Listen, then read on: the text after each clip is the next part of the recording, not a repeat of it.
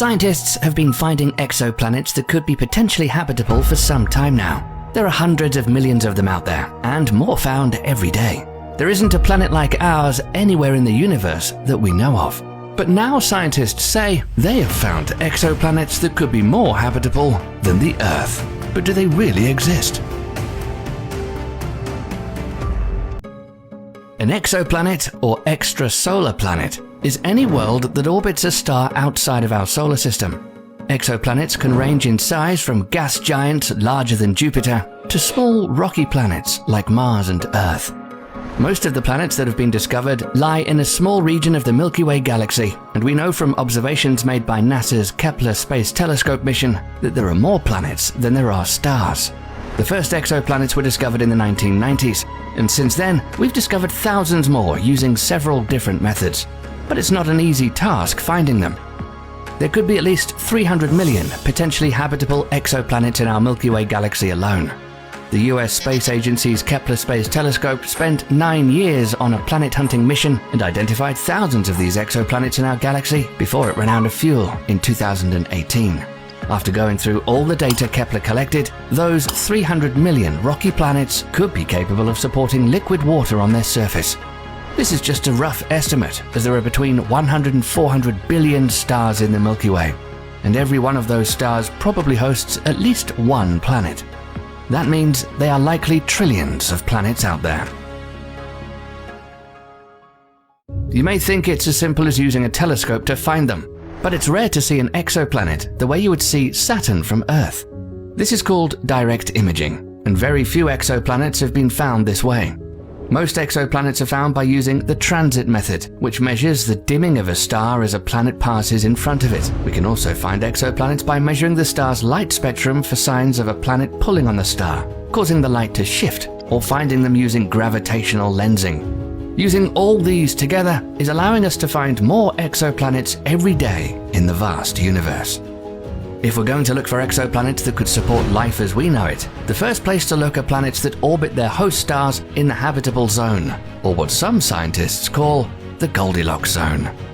This is the area around a star where it's not too hot or too cold for liquid water to exist.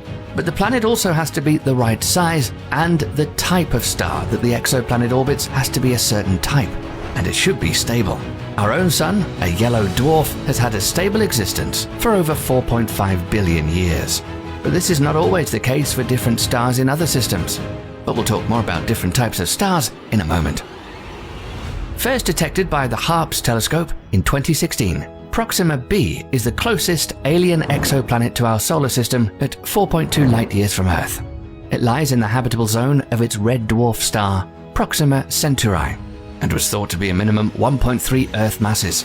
But a new telescope named Espresso recently discovered Proxima b to be only 17% more massive than our planet, making it more Earth-like than had previously been thought, and a candidate for life, because it's the right distance from its host star to have liquid water.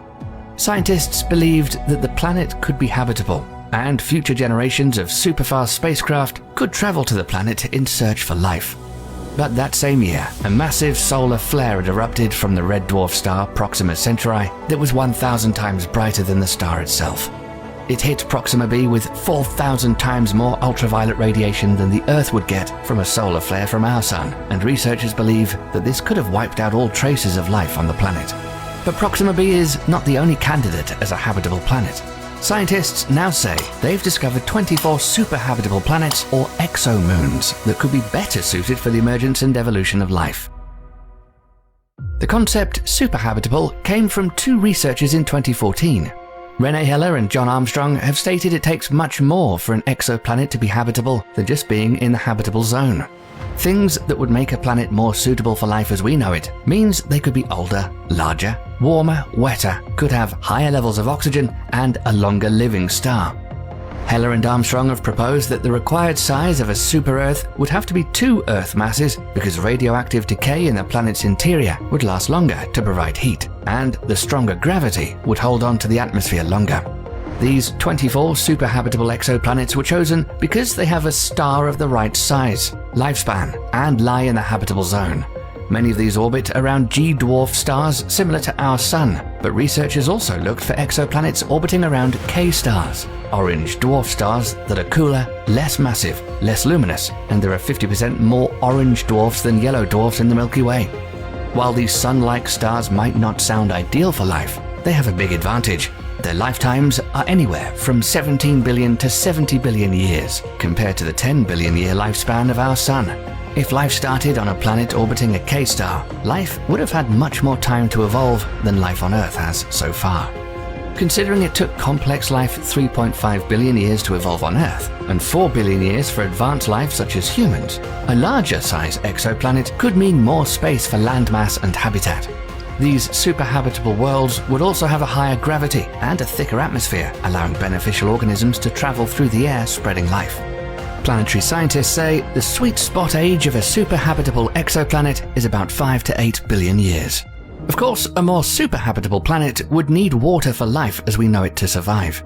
Planets with more moisture and an average surface temperature 8 degrees Fahrenheit warmer than Earth could make them more habitable, since we understand there is more diversity of life in warmer and wetter climates. Some of these more habitable planets could resemble the Earth in the early Carboniferous period, about 359 million years ago, when the planet had the climate of a tropical rainforest. Gliese 667cc is the next closest super-habitable exoplanet which orbits a red dwarf star in the Gliese 667 triple star system. Yes, 3 stars. If you were standing on Gliese 667cc, this is likely what you would see in the day sky. Gliese 667cc lies 23.62 light-years from Earth and is a minimum of 3.7 Earth masses. Another possible super-habitable world could be Kepler 452b. It's sometimes called Earth 2.0 and orbits a G-type star which is very similar to our Sun, except that it's 1.5 billion years older and slightly bigger.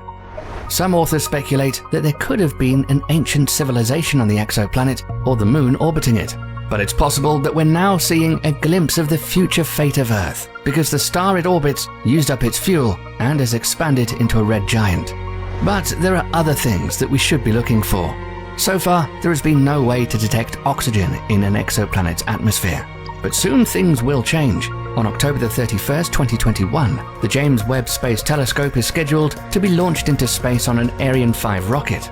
The technology on the telescope is unlike anything ever designed. It's the successor to the Hubble Space Telescope and will be a powerful new tool in the search and study of exoplanets that could support life. The James Webb Telescope will move out 940,000 miles away from the Earth, well beyond the orbit of the Moon, where it will set up shop and orbit the Sun.